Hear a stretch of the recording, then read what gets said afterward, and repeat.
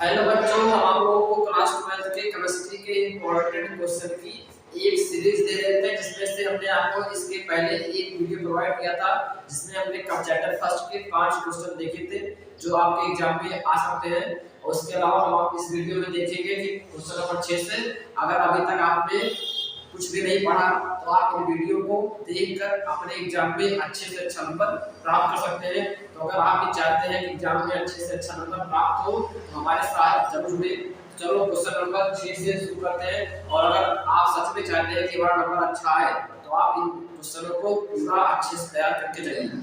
ठीक है, question number 6 एक हमारा है कि अर्धपारगम झिल्ली किसे कहते हैं। एक उदाहरण देखो, ऐसा समझो कि मान लीजिए हमने एक पात्र लिए है, इस पात्र में ये इसमें क्या है, अर्धपारगम झिल्ली, सेमी मेम्ब्रेन, अर्धपारगम झिल्ली, पारगम झिल्ली। अब इस झिल्ली के हमने एक साइड बन रखा है कोई विलियम, ठीक, और इसके एक साइड कोई तब विलियम ले लिया हमने, कोई तब सामने बोले तब विलियन, ठीक है। तो अब देखो तब विलियन जो होगा वो सात विलियन को जाता है। तब विलियन क्या होता है, सात विलियन को जाता है, इसे कहते हैं परासरण। तो अब ये तब विलियन से सात विलियन को जाना, तब विलियन का सात विलियन को जाना क्या कहलाता है, परासरण। आप देखो लेकिन इस तब विलियन से केवल जो विलियन मतलब इसमें विलेय के कण हुए प्लस विलायक, तब विलियन से केवल जो विलायक के कण होते हैं, इसके विलायक वही अर्धपारगम झिल्ली को पार करके विलियन में जा पाते हैं। ठीक है, तो उसी को बोलते हैं क्या, अर्धपारगम झिल्ली। किसको, जिससे पार होके केवल विलायक के कण ही पार जा पाते हैं। हमने लिखा है एक ऐसी झिल्ली जिससे विलायक के कण आसानी से पार होते हैं, विलायक के कण आसानी से क्या होते हैं, पार हो जाते हैं, लेकिन विलेय के कण नहीं पार हो पाते हैं, नहीं गुजर पाते, उसे हम कहते हैं अर्धपारगम झिल्ली। जिस झिल्ली से विलायक के जो कण होंगे वो विलायक के कण विलेय के कण से छोटे होते हैं। विलायक के जो कण होगा, जैसे जल हो गया ना, जो जल का कण होगा वो विलायक होगा और छोटा होगा, वो आसानी से पार कर जाएगा, और इसी को बोलते हैं अर्धपारगम झिल्ली। फिर सुन लो, एक ऐसी झिल्ली जिससे विलायक के कण आसानी से गुजर जाते हैं लेकिन विलेय के कण नहीं गुजर पाते, उसे कहते हैं अर्धपारगम झिल्ली। जैसे आप अंडे की झिल्ली देखे होंगे या फिर प्याज की झिल्ली पर देखे होंगे। एक और एग्जांपल यहाँ पे आप सकते हैं, कॉपर फेरोसाइनेट Cu2 या फिर Cl का होल 6। ठीक है, ये हमारा रहा पहला क्वेश्चन जिसको आप समझ गए होंगे। अब हमारा दूसरा क्वेश्चन है क्वेश्चन नंबर 7, परासरण दाब को परिभाषित कीजिए। परासरण दाब क्या होता है, हमने अभी आपको बताया कि तब विलियन जो होगा शांत विलियन जुड़ जाता है, इस विलियन को हम शांत विलियन बोल सकते हैं, मतलब गाढ़ा विलियन। तब मतलब जो गाढ़ा ना हो, शांत गाढ़ा हो, तो तब विलियन जो होगा वो शांत विलियन यानी गाढ़े विलियन को जाता है। तब विलियन का शांत विलियन को जाना क्या कहलाता है, परासरण। तो लिखा है विलायक को कम सांद्रता वाले विलियन से, विलायक को कम सांद्रता मतलब विलियन से अधिक सांद्रता वाले विलियन यानी सात विलियन की ओर जाना अर्धपारगम झिल्ली द्वारा गुजरना जाना परासरण कहलाता है। हमने आज पूछा परासरण क्या है, तो आप क्या बताएंगे, तब विलियन का सात विलियन की ओर अर्धपारगम झिल्ली से गुजरना, या फिर ऐसे बोलो कि विलायक को कम सांद्रता वाले विलियन से अधिक सांद्रता वाले विलियन की ओर अर्धपारगम झिल्ली से होकर जाना क्या कहलाता है, गुजरना चाहिए, परासरण कहलाता है। समझ गए ना। अब अगर हम चाहते हैं इस वाला मतलब इस तब विलियन के विलायक के कण साथ में आ रहे हैं, लेकिन हम चाहते हैं कि ये रुक जाए, तो हम इसके ऊपर एक लगाते हैं पिस्टन। क्या लगाते हैं, पिस्टन। इसको बोलते हैं क्या, पिस्टन। और इस पिस्टन पर इतना दाब लगा देते हैं ऊपर से प्रेशर कि जो ये वाला विलियन इसमें आना बंद हो जाता है। जब ये इसका विलायक इसमें आएगा तो इसका लेवल ऊपर जाएगा धीरे धीरे। और अगर रोकना चाहते हैं तो ऊपर से पिस्टन की सहायता से क्या लगा देंगे, प्रेशर। जब दाब लगा देंगे तो ये जो विलायक कण है इस पार नहीं जा पाएगा, उसी दाब को बोलते हैं परासरण दाब। तो लिखा है कि परासरण क्रिया को जो हो रही थी इसको रोकने के लिए विलियन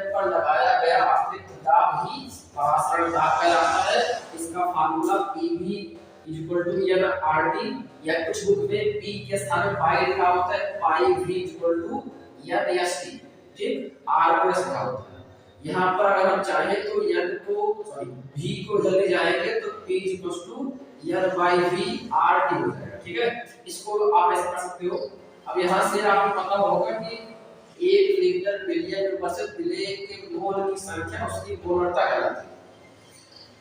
तो विलेय का एक विलेय का आयतन होता है विलेय का मोल, और मोल प्रति आयतन होता है मोलरता, जिसको मोलरता यहाँ मोल प्रति आयतन लिखा है उसको मोलरता लेती है।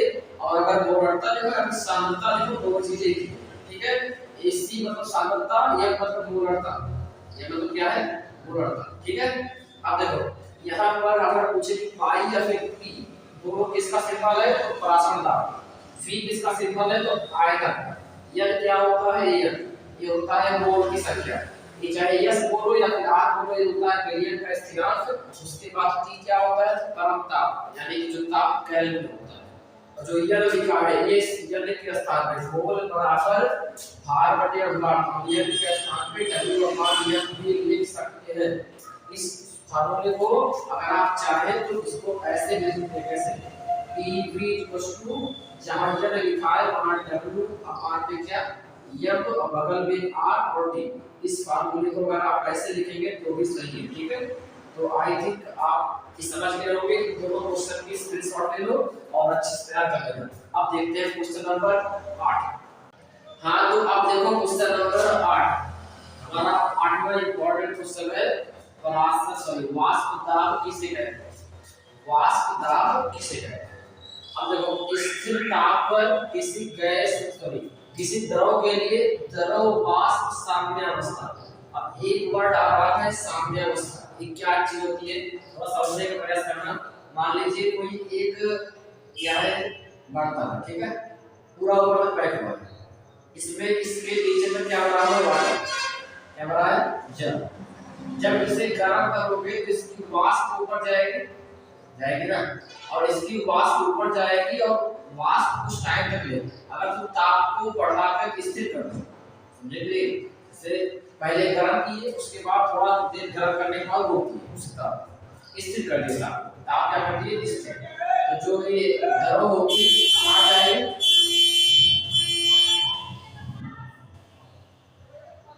द्रव कहां जाएगी वाष्प में।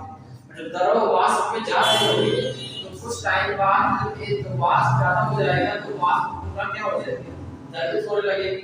अब देखो द्रव का वाष्प में जाना वाष्प में कहलाता है, द्रव का वाष्प बनना क्या कहलाता है वाष्पन। अब कुछ टाइम बाद जो वाष्प होगी, कुछ टाइम बाद जो वाष्प होगी वो दोबारा जब द्रव में कन्वर्ट होने लगेगी उसे कहते हैं क्या संघनन, क्या कहते हैं संघनन। तो अब जब एक वाष्पन का वेग संघनन के वेग यानी कि द्रव का वाष्प बदलना और वाष्प का द्रव बदलना दोनों बराबर होता है तो उसी स्थिति को कहते हैं द्रव वाष्प साम्यावस्था, ठीक। अब देखो तो स्थिर ताप पर किसी द्रव के लिए मतलब किसी लिक्विड के लिए ना स्थिर ताप पर लिखा है द्रव वाष्प साम्यावस्था, समझ गए ना। जब वाष्पन का वेग और संघनन का वेग जब बराबर होता है उसे कहते हैं द्रव वाष्प साम्यावस्था। पर द्रव की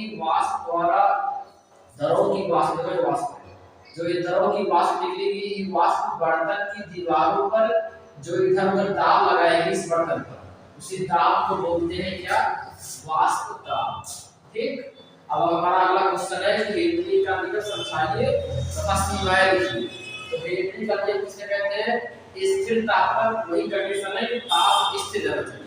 तो किसी गैस की द्रव में विलेयता उसके दाब के समानुपाती होती है, यानी कि अगर आप दाब बढ़ा दोगे तो गैस की द्रव में विलेयता बढ़ जाएगी। फॉर एग्जांपल अगर आप देखेंगे कोल्ड ड्रिंक वगैरह में तो उसमें आप उसको खोलते हैं या फिर जब गैस भरा आता है तो उसे ठंडा करके उसमें गैस की अधिकतम मात्रा क्या रहती है मिली रहती है। मतलब अगर आप किसी बोतल में या किसी भी द्रव में किसी गैस को ज्यादा से ज्यादा मात्रा में विलीन करना चाहते हैं, मिलाना चाहते हैं, तो आपको उस गैस की दाब जो है बढ़ाना पड़ेगा। दाब बढ़ाने पर वो गैस की जो द्रव में विलीयता है वो क्या हो जाएगी बढ़ जाएगी। यही हेनरी का नियम था। तो गैस की दरों में विलयनता उसके दाब के समानुपाती होता है। भाई जो नियम है गैस की दरों में विलयनता, सॉरी खुली गैस की मात्रा है, और पी क्या है, दाब, क्या बोलते हैं, दाब। ये बोल रहा है कि दरों की विलयनता दाब के समानुपाती, जो लिखा है दाब के समानुपाती है, इसे हटाओगे तो की कांस्टेंट आ जाएगा, बस ये हो जाएगा। अगर हमारा हिंदी क्रिकेट ब्रैड पूछेगा कोड नंबर में तो कितना लिखेंगे, अगर मान लीजिए लॉग क्वेश्चन पूछ गया कोड समझाइए तो आपको इसे भी लिख देना होगा। राउल्ट के नियम, राउल्ट जो साइंटिस्ट थे उन्होंने बताया था कि इसी नियम को थोड़ा सा संशोधित करके बताया। क्या बताया कि किसी दरों पे घुली गैस का आंशिक वाष्प दाब, आंशिक वाष्प दाब आप समझना चाहते हैं समझ लें। मान लीजिए कोई एक बर्तन है और आंशिक वाष्प दाब क्या होता है, इसमें मान लीजिए एक पदार्थ बी सी डी, हमें चार चीजों को बोल रखा है, तो चारों का वाष्प दाब होगा, ए का, बी का, सी का और डी, चारों का वाष्प दाब होगा और विलयन के पूरे वाष्प दाब की क्या होगा, बराबर। जितना विलयन का पूरा वाष्प दाब होगा वो चारों विलयन पदार्थों के वाष्प दाब के बराबर होगा। यही क्या था, इसे बोलते हैं, क्या बोलते हैं इसे, आंशिक दाब। ठीक है, अगर समझ में आया ठीक पर है तो आप याद कर सकते हैं। ठीक है, तो किसी द्रव में घुली गैस का आंशिक वाष्प दाब, आंशिक चाहे दाब बोले या वाष्प दाब, गैस के मोल प्रभाज के समानुपाती होता है।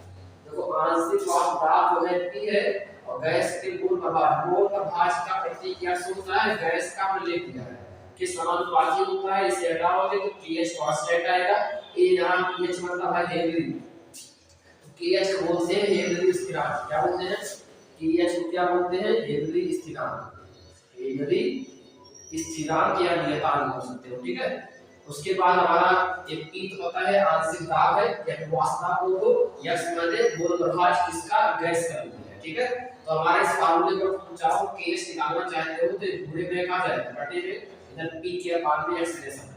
अब इसको हेनरी का नियम हो गया। अगर सीमाएं आपको बतानी हो तो आप लिखेंगे दाब अधिक ना हो, दाब बहुत कम हो, गैस विलायक में बहुत कम मिले हो, गैस की आणविक अवस्था में कोई परिवर्तन ना हो। ठीक, उसके अलावा अगर हमारा अगला क्वेश्चन है कि वाट तथा गुणांक किसे कहते हैं, ये भी कभी नंबर पर आता है, वाट था गुणा समझिए। तो देखो संगुणन या वियोजन के बाद कण और संगुणन या वियोजन, यहाँ पर क्या रहेगा लिखे नहीं हम, वियोजन या संगुणन। ठीक है, वियोजन या संगुणन, संगुणन के पहले कण के अनुपात को क्या बोलते हैं, वाट हाफ गुणा। इसका मतलब समझ लो, जैसे मान लीजिए कोई कंपाउंड है, एक ग्रुप के Na प्लस और Cl बड़ा, टूटने के बाद कितना कण है, दो कण, ऊपर कितना रहेगा, दो, नीचे पहले कितना कण था, एक कण, और संगुणन के बाद कण, संगुणन के बाद कण और संगुणन के पहले कण, बाद वाला कण ये वाला है, पहले कण, दोनों के अनुपात को बोलते हैं क्या, वाट हाफ गुणा। इसका प्रतीक होता है आई, वाट हाफ गुणा का प्रतीक आई होता है। ठीक है, तो आई थिंक आप समझ पाए होंगे। आप ये वर्ड में आंशिक दाब है, इसका मतलब समझ लीजिए कि मान लीजिए कोई बर्तन है, इस बर्तन में अगर हमने ए बी सी डी 4-5 पदार्थ को मिला रखा है तो सबका जो वाष्प दाब का जोड़ होगा, योग, वो विलयन के कुल वाष्प दाब के बराबर होगा। ठीक, और हमने एक पढ़ा हुआ था साम्य अवस्था, इसका बताया साम्य अवस्था क्या होता है, जब वाष्पन का दाब, वाष्पन का वेग और संकरण का वेग दोनों क्या होता है, बराबर। ठीक, तो आई थिंक आप इन 5 क्वेश्चन को समझ पाए होंगे आज वाले। तो आप इन क्वेश्चनों को अच्छे से स्क्रीनशॉट ले लीजिए और तैयार कर लीजिएगा। मिलते हैं अगले